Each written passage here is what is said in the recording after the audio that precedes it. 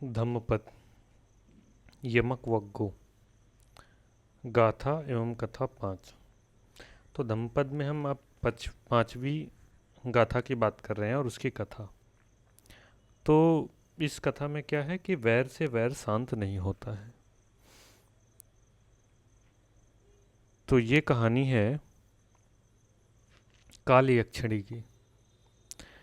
तो कहानी कुछ इस तरह से है।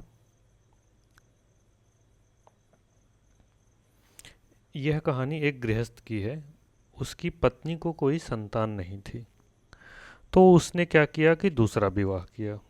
अब उसके पास दो पत्नी थीं और दोनों पत्नियों में आपस में नहीं बनती थी, दोनों में कलेश था। तो पहली पत्नी दूसरी पत्नी के गर्भपात का कारण बन गई। तो दोनों में लड़ाइयाँ थी। दूसरी पत्नी जो है गर्भवती हुई, लेकिन लड़ाइयों के कारण जो है पहली पत्नी दूसरे पत्नी के गर्भपात का कारण बन गई। तो उन दोनों में लंबे विवाद की एक बुनियाद पड़ गई। फिर क्या हुआ कि वे एक दूसरे की वैरी हो गई। उसके बाद क्या होता गया कि अगले जन्म में एक मुर्गी बनी, दूसरी बिल्ली के रूप में जन्मी। फिर अगला जन्म हुआ, उसमें एक हिरन बनी, दूसरा तेंदुए के रूप में जन्मी। इस तरह से उनका वैर जन्म जन्मांतर चलता रहा। तो जब भगवान बुद्ध हुए, उनके समय में या तथागत के समकालीन एक का जन्म सावत्थी के एक प्रतिष्ठित परिवार में हुआ और दूसरे का जन्म हुआ काल यक्षिणी के रूप में। तो क्या हुआ कि एक को बच्चा हुआ, पहली वाली को, और फिर दूसरा उसके पीछे पड़ गई।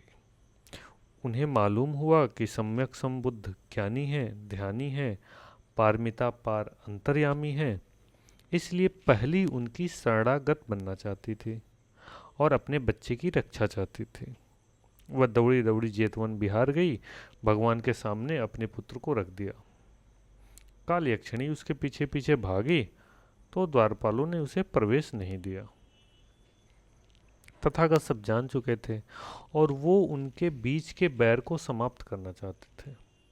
इसीलिए उसको भी बुला लिया और भगवान ने उनके जन्म जन्मांतर के कलेश का कारण बताया और उनसे यह गाथा कही।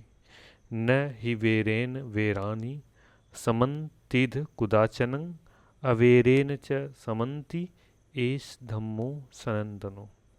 तो भगवान ने क्या कहा कि न ही वेरेन वेरानि समन्तिध कुदाचनं, मतलब वैर से वैर शांत नहीं होता है।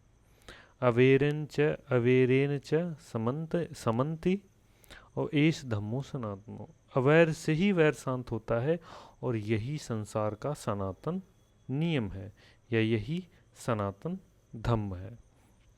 तो ये जो सनातन शब्द है, इसका यहाँ पे आपको इस्तेमाल जैसे देखने को मिल सकता है कि ऐसे नियम, ऐसे सत्य, ऐसे धम्म जो हमेशा रहते हैं, जो वही सनातन कहलाते हैं। तो आप लोगों ने सुना, बहुत बहुत धन्यवाद। Thank you.